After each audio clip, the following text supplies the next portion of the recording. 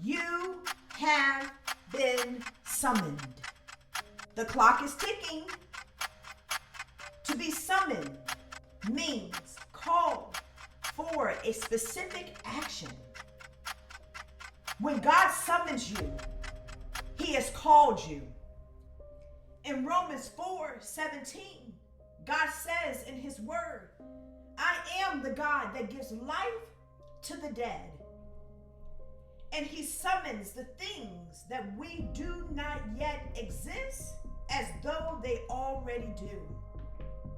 When God calls you, He will equip you. When God calls you, He will prepare you effectively to complete your assignment on time. But I say, in order to be prepared, you must have a plan. Remember the battle of Jericho? What was Joshua's plan? In Joshua 6, it reminds us that they marched around the city walls once a day for 6 days. On the 7th day, they marched 7 times.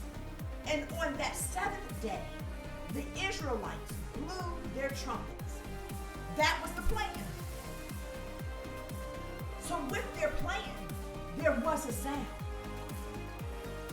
When they blew the trumpets, the walls came tumbling down. So what does this model teach us? So I say to you, my brothers and sisters, you must have a sound along with your plan. You must worship the Lord our God in spirit and in truth. There is a sound that's roaring on the inside of us. There is a sound that is roaring on the inside of you. So praise ye the Lord, O my soul. So when you are called and when you have been summoned, there is a distinct sound that you carry. God will give you instructions and strategies to fulfill the life assignment that He has summoned you to do. God will continue to awaken your spirit to the sound of heaven. You hear that? That sound. This is a sound that was already placed on the inside of you when God created you. God will continue to bring life to that dry place that needs to come alive on the inside of you. This is the key to your assignment. And sometimes, just sometimes, you may go through seasons of uncertainty, but there are places and people you will touch that God, that is the land where God has called you to. So be not afraid, because there's a place on the inside of you that is hungry. And then there's a place in the world that is hungry.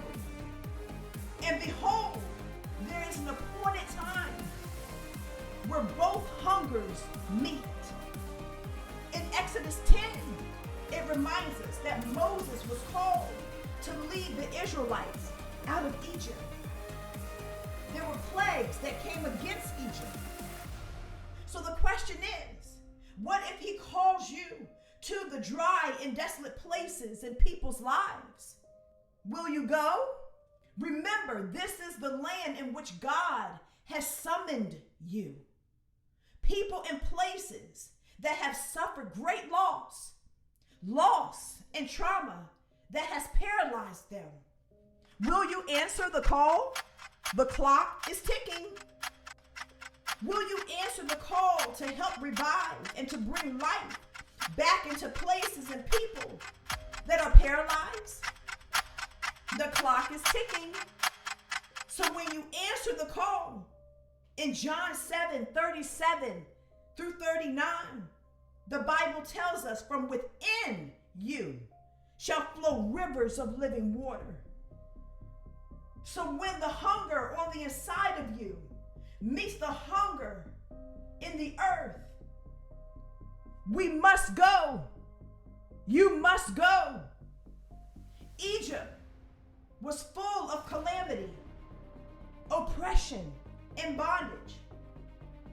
But God raised up Moses to answer the call and to lead the Israelites to the promised land. But wait, the summon is a two-way street. The Bible tells us, but yea, though I walk through the valley of the shadow of death, I fear no evil, because God is with us. God is with you and I. We all will have valley seasons. We all will have dark seasons. Oh, but saints, I have good news. So when you get on your knees and you call upon the name of the Lord, the sound that he has placed on the inside of you, that becomes your posture. As you begin to worship God, as you begin to praise God, as you begin to pray unto God, to speak his word, you begin to summon the Lord into your situation. When you begin to remind him of his word, begin to remind God of his promises, of his provisions, of his power, God will come and he will see about you and I. The very thing that you are summoning God to come, to aid, to help, to deliver, to set free, the very thing that you think is an issue is clearly an open door to a new chapter that he has called you to. So I say to you, my brothers and sisters, do not be afraid. The Bible tells us to keep asking, keep seeking, and keep knocking. Again, keep asking, keep seeking, and keep knocking. It also tells us for the greater one, God that's on the inside of us, he abides in us. He rests in us. He takes residence on the inside of us. For the greater one that is within me, the greater one that's within you is greater than those that are in the world. So my worship will not die. My hunger will not die. I lift my hands and I worship the Lord. And I tell him and I give him glory and I give him honor.